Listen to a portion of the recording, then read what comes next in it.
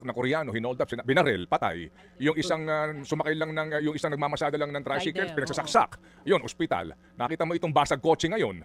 I mean, to be more pragmatic about this, parang hindi rin po siguro makatotohanan yung sinasabi ng PNP na bumababa ang krimen, pero ang amin nababalitaan at mapapanood, puro krimen. Yun na nga po sa nangyayari. Kaya yan din po yung pag-uusap namin sa mainstream kasi po, ang na-news talaga, yung mga isolated cases na tulad niyan. Kasi ako po, ngayon, paglabas ko sa bahay, wala naman ako nakikitang saksakan. Pagpunta ko dito sa palengke, wala naman ako nakikitang snatching. So, I mean, kung paano ito ipakita sa news, yun yung pumapasok din sa atin. Kasi nakikita natin Kaya sabi natin, sana nga rin po, maliban sa mga negative na mga news, makita din po yung ganda ng ginagawa ng gobyerno. So, yun din po yung pakiusap namin. Sabi ko nga, kung ganyan kagulo, sir, kung ganyan karami yung krimen, siguro talaga dapat na alarma na tayo. Chaotic na yung dating. So, kaya naniniwala ako na bumababa yung crime index niyan. Because, yan po, siguro ang nakikita at nagre-reflect naman talaga. So, siguro isang tabi natin yung mga nakita na sa TV kasi yan talaga yung in-news nila. Isang beses na saksak, isang beses na buksan ng salamin or binasag yung salamin, in-news yan. Pero hindi naman lahat ng lugar nagbabasag ng salamin yung mga tao para magnakaw. Opo. So, paano ho kaya yun, ma'am? Kung, kasi,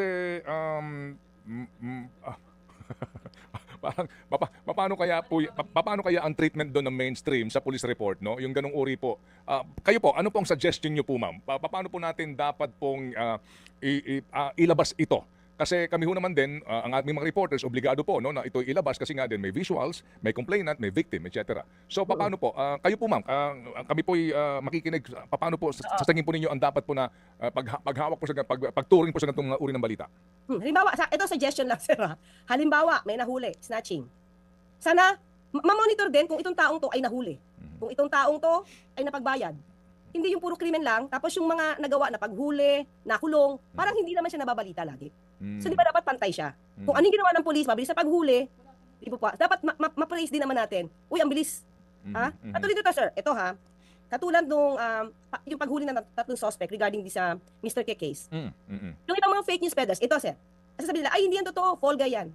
So syempre ibang mga tao na yun ang nakikita at nadinig, magkakaroon na naman ng ibang imahe ang gobyerno. Magiging negatibo na naman. So, ang sa akin lang, sir, kung merong nahuli, may ginawang krimen, at nahuli at may ginawa rin na maganda ang kapulisan dahil sa mabilis na aksyon, sana napapakita rin kaagad-agad. Yun lang po. Kasi mga petty crimes, so dapat meron din po sanang mapakita na na-resolve to agad. Opo,